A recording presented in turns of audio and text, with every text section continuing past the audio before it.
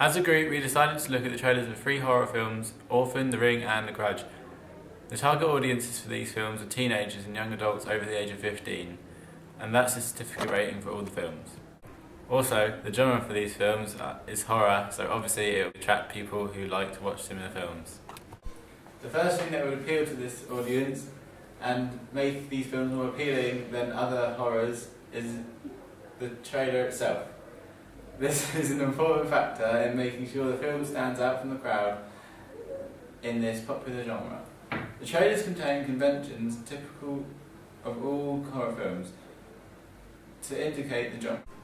These include non-diegetic sounds in the form of suspense music and also diegetic sounds such as squeaking. The one thing that stands out in particular and makes these trailers different is the use of children as an image of evil. This is potentially exciting to the target audience because it's taking something like an innocent child and turning it into the antagonist. This affects our trailer because we would hope to use the same idea of using a child as the thing of fear. Looking at these examples can help us so we can get ideas of how to portray the child character and twist the ideology that children are innocent.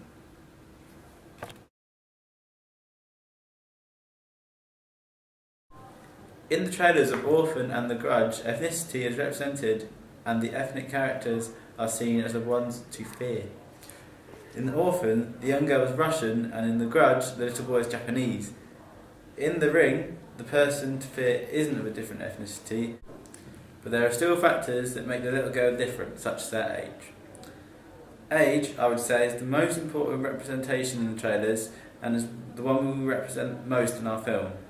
Children are used as the object of fear, and we're going to take inspiration from this and use them to create suspense which links to our subgenre of thriller, as in all three of the trailers I looked at, children are the unexpected villain.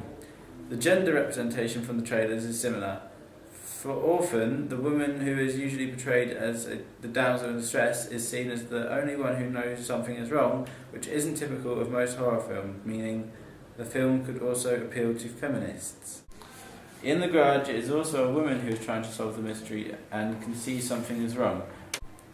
Once again, in The Ring, a woman is trying to convince everyone of a problem. This technique isn't very typical in a horror film, but it proves successful and could be something we could consider in our trailer.